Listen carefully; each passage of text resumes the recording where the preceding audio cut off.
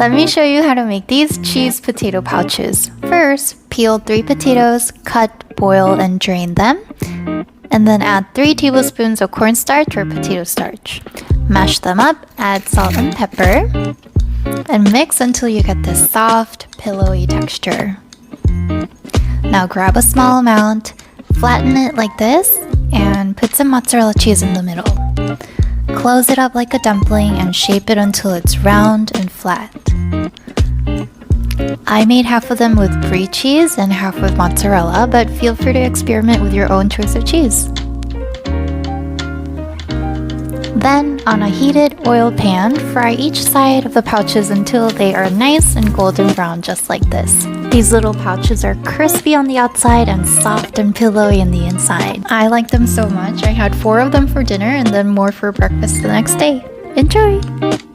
This is how you make Auntie's lemon pepper chicken. Okay, big back, no neck. Period.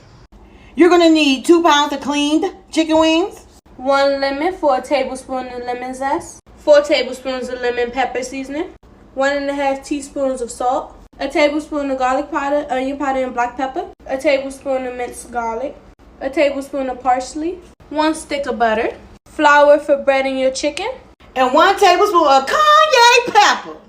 You're gonna season your chicken. In your flour, you're gonna add your salt, your pepper, garlic powder, and onion powder. Coat your chicken in flour. Your chicken should look like this. Fry your chicken for 6 to 8 minutes. For your sauce, melt 1 stick of butter and add garlic, 2 tablespoons of lemon pepper seasoning, and your lemon zest. Add your parsley and mix. Drain your chicken. Pour sauce on top and toss. Your chicken should look like this. And enjoy. You is so fat. Time to make chicken pot pie, y'all. This was so good. So first I'm gonna grill up some chicken breasts, add some butter, saute my onions and bell peppers, add a little flour, a little garlic, a little oil, and then I'm gonna add that to some chicken broth. I'll add my cream of mushroom, cream of chicken, some heavy cream, and some cream cheese. Cut up some potatoes, boil them, add my frozen vegetables and my chicken that I cut up into the mix and stir it all together. Of course, the vegetables are frozen because I don't have time for all that extra stuff. But look at how creamy this is. Then I'll add the potatoes, but I'll lightly mix it because I don't want to mush them up. On the bottom of this pan, I have thawed frozen like pie crust, and I'll fill up the pie filling. And then on the top, I use the Pillsbury flaky crust. What is it? The pastry or whatever that is. And then I'll cover it with an egg wash, put it in the oven for 40 minutes. And y'all, look at this. When I tell you it was so crispy, flaky, delicious. How to make the best crispy potatoes. You're going to cut your potatoes into equal-sized pieces. I cut mine into fourths. Then add cold water into a pot. You want it an inch above the potatoes. Then you're going to turn the heat on to high and add some salt to the water and then let it come to a boil. When it comes to a boil, turn the heat down. You want it to simmer. If it's boiling, the outsides are going to fall apart. Cook until they're fork tender but still firm. Drain and cool for about 5 minutes. Add some avocado oil or olive oil. Then season with whatever you like. I'm using some Lowry's, garlic powder, and some black pepper. Then just pop them in the air fryer. I have the Ella Combs one. I'm going to do 400 for 6 minutes. So easy, touchscreen. It also cooks a lot faster, and it has some pre-programmed settings. You can get this through the link in my bio and get 40% off. Toss and do another 6 minutes. Now you have potatoes that are crispy on the outside and fluffy on the inside. Hey Tic Tac, it's your girl STL Keto Mom. I just made some bomb cheese bread. Let me show you guys how you can make this. First thing you need is going to be 1 cup of Parmesan cheese, 1 cup of mozzarella cheese, 1 egg, Italian seasoning, and garlic to taste. You don't have to add anything, just dump it in. Then you're going to mix it with your hands. You're going to make sure it is all nice and mixed together.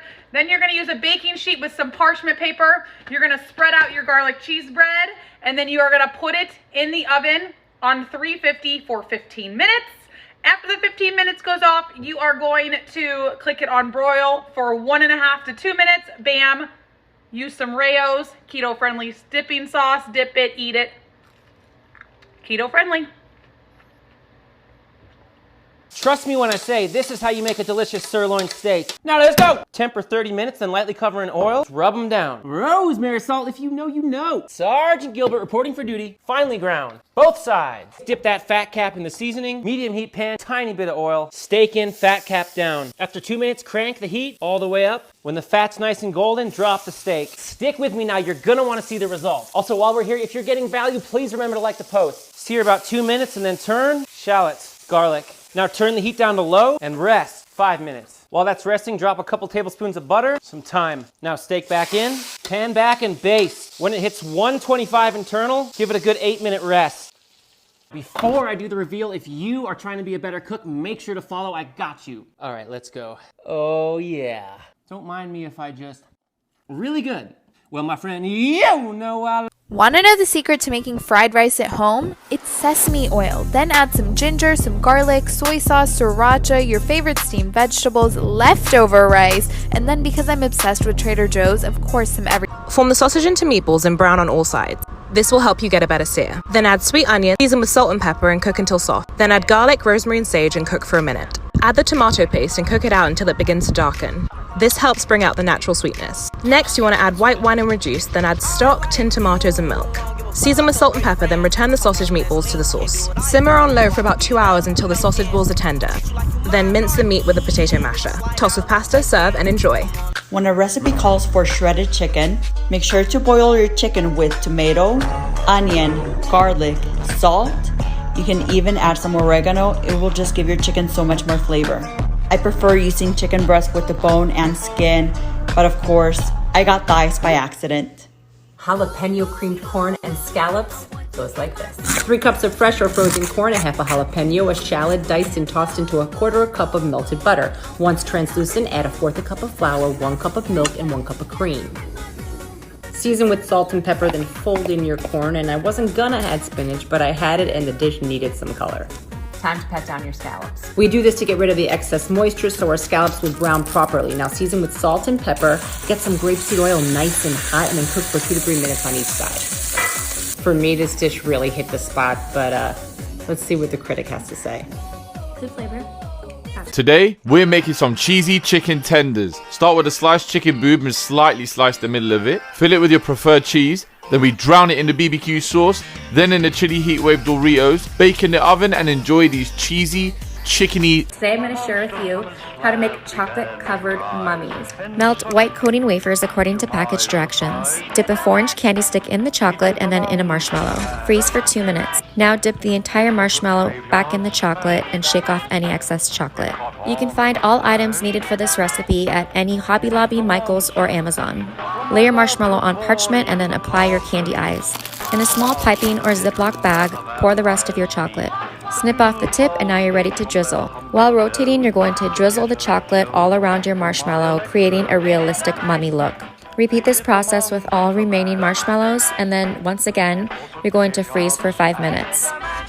Remove from the freezer and then repeat this process one more time. This is a super fun activity to do with kids. And now you have chocolate-covered mummies. Enjoy!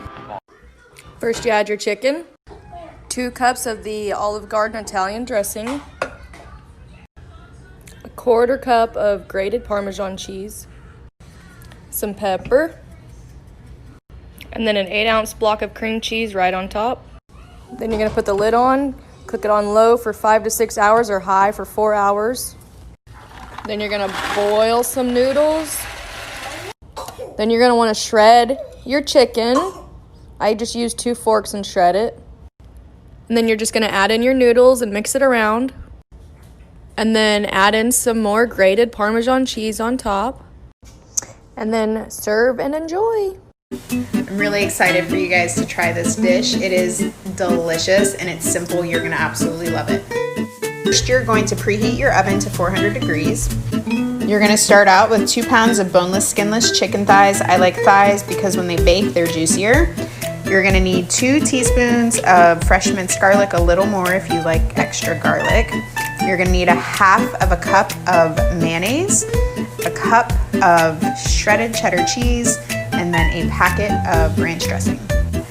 Take all of your ingredients and then just mix them together. Make sure they're well combined.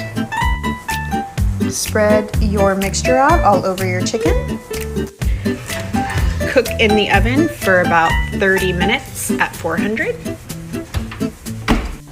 All right, here's the final product. I actually ended up cooking this for 40 minutes because I wanted it to be a little more golden on the top, but gauge it by how your temperature is on your oven and in. Hey guys, today we're gonna do 4 ingredient pumpkin pancakes. And here they are. In a blender, you're gonna add 2 eggs, half a cup of oats, some pumpkin puree. I'm honestly just kind of eyeballing it, maybe like 2-3 teaspoons. Of course, lots of pumpkin pie spice. If you don't have this, you could probably just use, I mean, you can just use cinnamon. It's fine either way. However much you want. If you like it really, you know, flavorful, go for it. Now I'm just gonna blend this. Did I say half a cup of oats? I actually meant 1 cup of oats, so we're gonna add a little bit more. Oops. Got our pan on medium heat with some coconut oil. And let these cook for a few minutes. Here they are. Here's how they turn out. So good. Turning gnocchi into my favorite foods, part 2, Buffalo Edition. The first step was to air fry the gnocchi. Then I melted some Frank's Hot and vegan butter together to make the sauce. I also wanted to make a healthy ranch dip, so I used Greek yogurt and a few other herbs. I then mixed the gnocchi and the sauce together and threw it in the air fryer for another 10 minutes.